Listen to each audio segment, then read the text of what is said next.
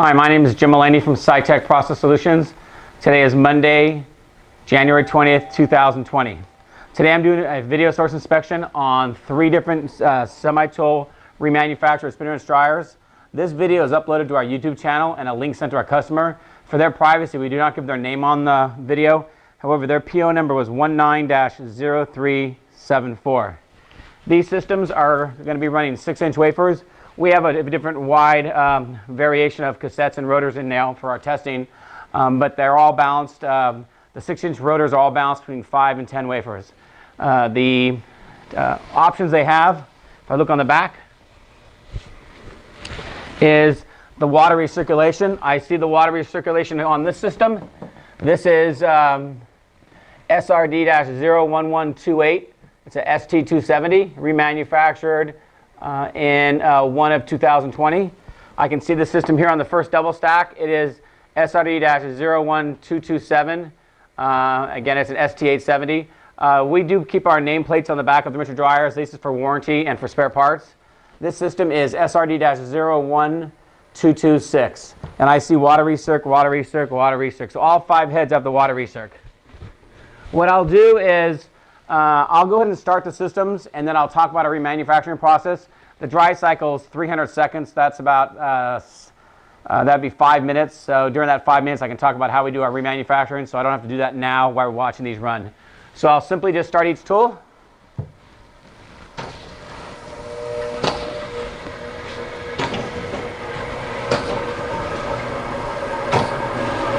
All right.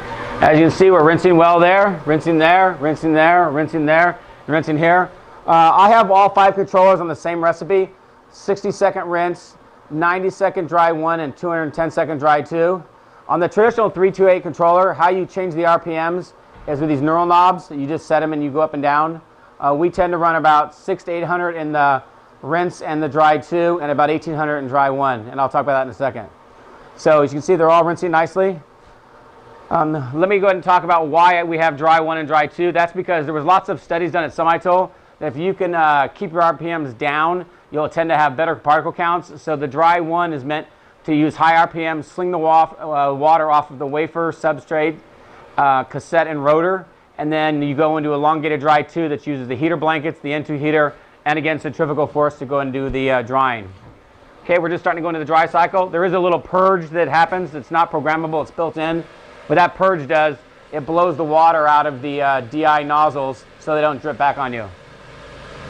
Okay, we're ramping up now. All the heads about the same. So now I'll talk about a remanufacturing process. At SciTech, we manufacture all sorts of equipment here. We specialize in the spin wrench dryers. We also are the owner of Vertec. We purchased the Martech Vertec line in 2019, late in 2018. So on our manufacturing process, we don't care the wafer size, the configuration. We break all the tools down and build them back up. So what happens is these tools are broken down. In this example, no poly, just the stainless steel head, broken down to the main frame. We send out, we reprocess all the metal parts. We rebuild all the valving, replace as necessary. We rebuild the motors. These are upgraded with SMC valves instead of the old mini-mites. We do a dry build in our manufacturing area. We have a QC after the build's done. As long as the tool passes QC, it's then brought into wet test without any skins on it, just the stainless steel. Imagine this without any skins. And then as the DI is hooked up, we check for any leaks in the valving and so forth. After that is all done, we do a second quality control with another technician. If it passes, we go ahead and do 50 process runs. Then we put the poly on after to make sure there's no vibration and the fit's good. And then we run for approximately 50 more times, and then it's moved over to sales. So these go through extensive rebuilding and testing. We do that because we found that when you do some rebuild parts, they might run 1, 2, 3, 5 times, but they can run 100 times. And if once you get some, we have a good history. We've rebuilt over 2,000 systems. We know how long our burn-in process needs to be. Okay, now we're dropping down into dry 2, which is a low RPM. See, things are slowing down here. Again, this customer purchased 2 double stacks and a single tabletop. So on our, we also have complete spare parts for these tools. If you go to our website at scitechprocess.com, on the left-hand side there's a bunch of buttons. The first 3 are the rinser dryers we sell. the S model, the F model, and the ST. These are the traditional ST. The next three buttons are all the spare parts. So for this tool and this tool, we have 100% spare parts. We have motors, we have valves, we have heater blankets, we have controllers, we have sensors, we have everything, the rotor stop positioners. We have everything brand new that you can be purchased from us.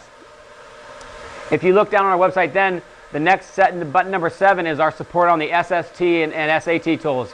Those are the semi-tool solvent and acid systems. And then if you look a little bit lower, you'll see a lot of other buttons for other tools. A good example is we do quite a lot of mask cleaners. Here's a Ultra T PSC 122 mask cleaner that we sold to a university. They're going to do 3 different size masks and 3 different size wafers. It just came into final test. We're just doing our testing now. We just sold another one to a customer just last week. Different model, but the same concept. We also do quite a lot of the box washers, the Integris box washers. We believe, the #1 leader in the world on refurbishing those tools. If you go to our website, we also have a ton of spare parts for those box washers.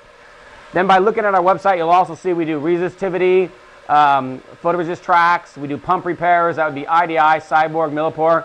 We do controller repairs. We sell replacement controllers. We have high power and low power microscopes. We have different etch equipment. Right now we're doing a Branson etcher in our test area. So a customer just bought that. We do, and we do the KLA particle counters. That would be the 6,000 class, the old 4,000, 5,000 class. So we do a wide range of tools. How much time do we have left? We have about 76 seconds. So at the end of the process, what happens is in the back of the machine on this side, it's called the RSP, Rotor Stop Positioner. And it's a system that has a piston that shoots out and it rolls on the back cam that's attached to the motor. That'll bring it to we call home position 12 o'clock. That uprights the wafers so you don't take them out upside down and have them fall on the ground. Once that happens, I'll hear the door release and I'll be able to open the door. I like to check for dry wafers, a nice warm cassette, and then I like to feel for hot nitrogen because these have the low pressure purge, which means it's always spraying nitrogen into the system even when the system's idle. About 35 more seconds. This system probably has about 20 since it was #1. Just for reference down here, show you, this is where the controllers are at. This is the Cytec Blue. We upgrade all of our controllers with a blue light. The controllers go through a complete rebuild process. And we have a dedicated personnel here that just does controller repairs. We do quite a lot. We actually have 3 different people that work on controllers here at our company. So we'll see in a second.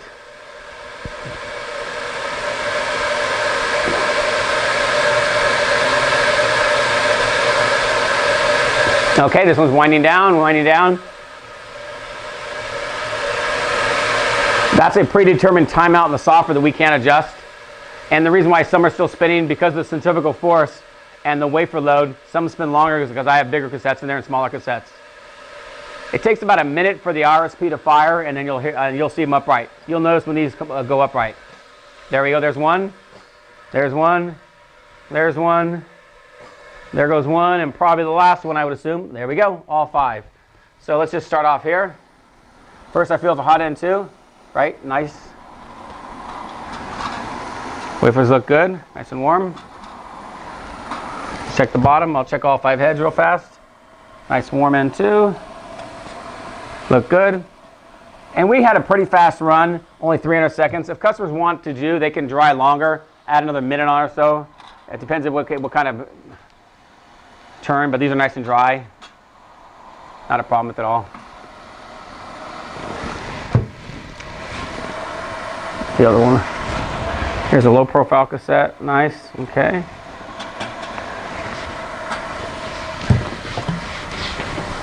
Okay. Non-nitrogen.